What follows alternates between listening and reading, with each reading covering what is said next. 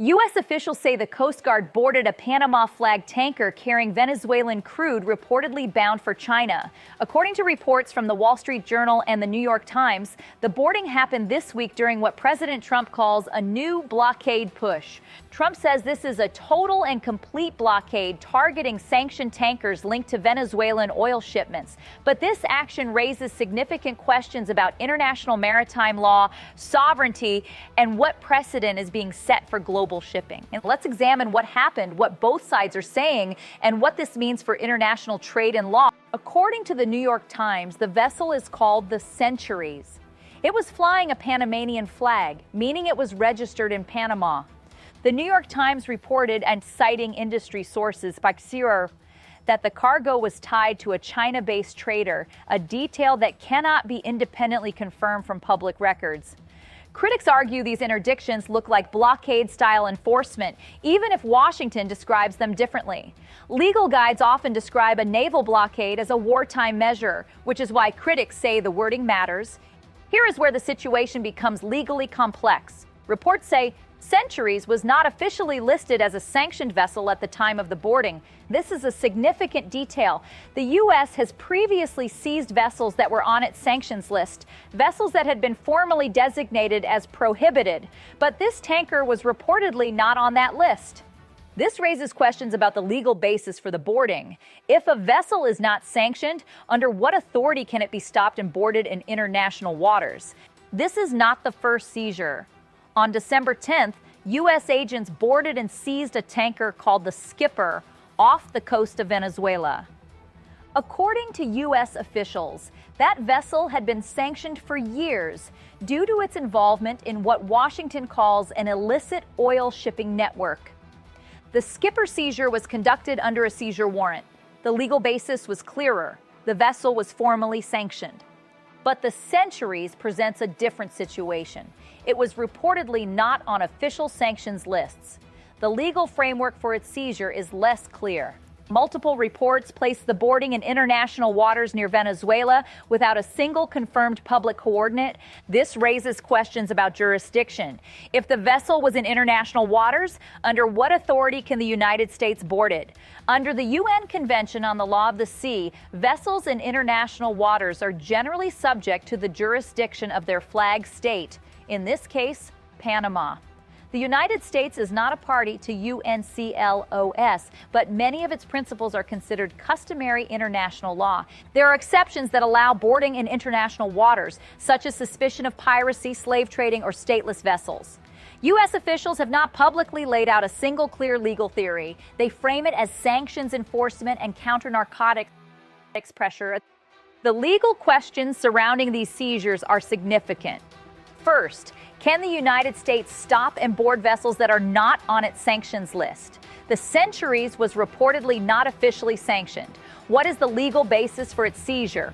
Second, does the United States have jurisdiction in Caribbean waters to enforce its domestic sanctions against vessels flagged to other countries? Third, what does total blockade mean in legal terms?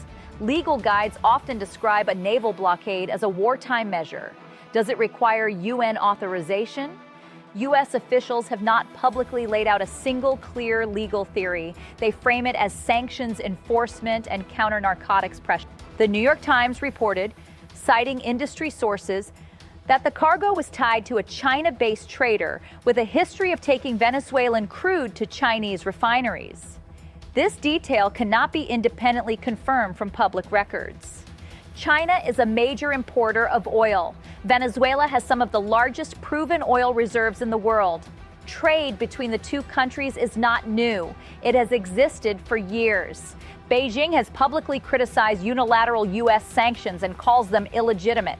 China's position is that they do not bind third countries. Venezuela's government has condemned the seizures. Caracas argues the pressure campaign is economic warfare and says it is aimed at forcing political change.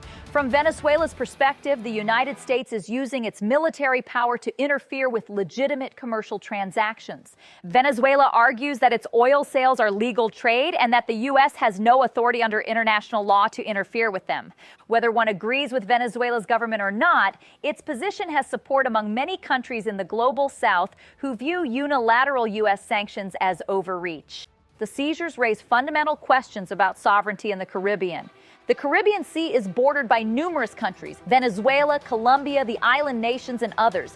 It is a major shipping lane for global trade.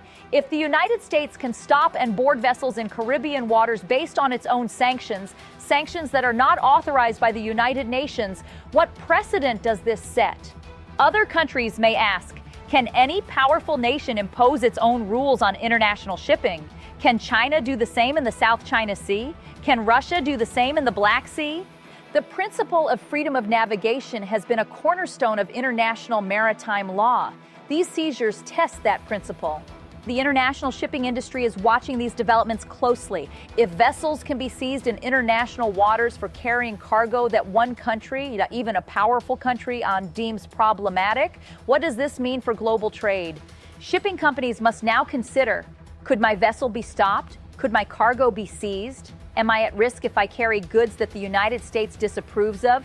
Even if those goods are legal under international law and the laws of my flag state, insurance costs could rise, shipping routes could change, and the Caribbean, one of the world's busiest shipping lanes, could become more unpredictable.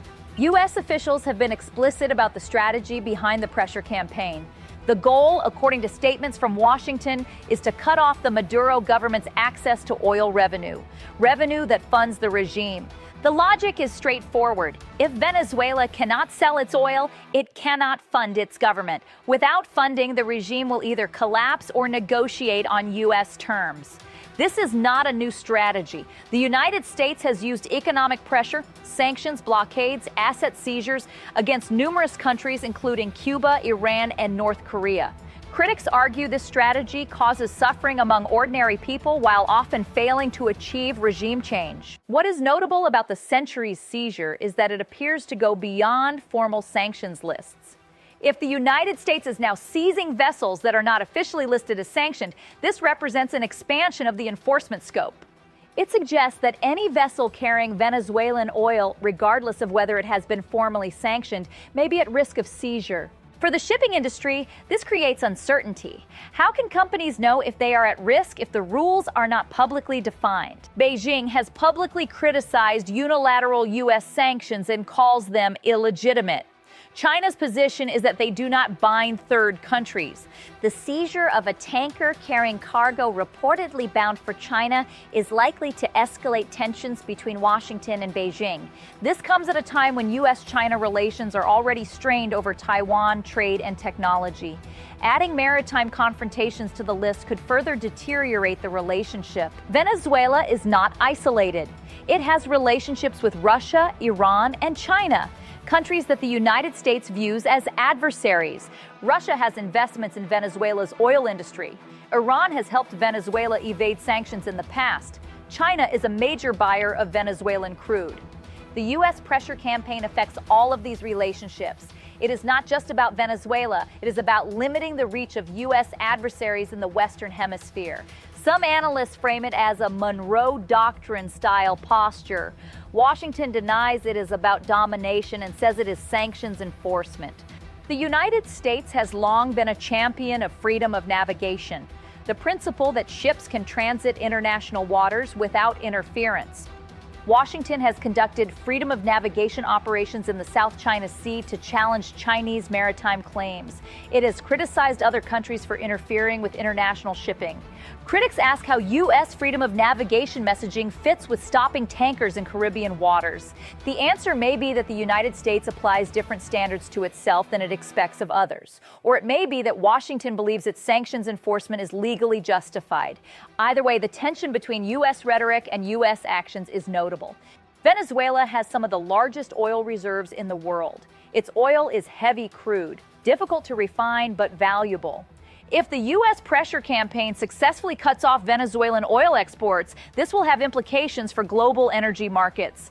China may need to find alternative suppliers. Oil prices could be affected. And Venezuela's economy, already under severe strain from years of sanctions, could deteriorate further. Some analysts argue that the campaign will not stop oil from flowing. It will simply redirect it through more complex channels. Others argue that military enforcement makes evasion much more difficult. The situation is fluid. 2 tankers have been seized this month. President Trump has announced what he calls a total blockade. What comes next? One possibility is escalation. More seizures, more military operations, potentially confrontation with vessels escorted by other navies. Another possibility is negotiation. The pressure could force Maduro to negotiate, though he has resisted U.S. pressure for years.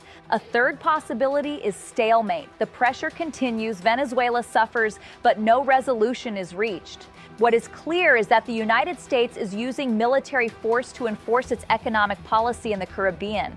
Whether this is legal, effective, or wise remains to be seen. From one perspective, this is decisive action against a government Washington accuses of flooding the U.S. with fentanyl and stealing oil from American companies. From another perspective, this is a powerful country using its military to impose its will in ways that critics say violate international law. The truth may contain elements of both, but whatever one's view, the precedent being set deserves careful attention. Critics ask, if the United States can enforce blockade-style operations against Venezuela today, what stops other powers from doing the same tomorrow? That is the question the international community must consider as these events continue to unfold.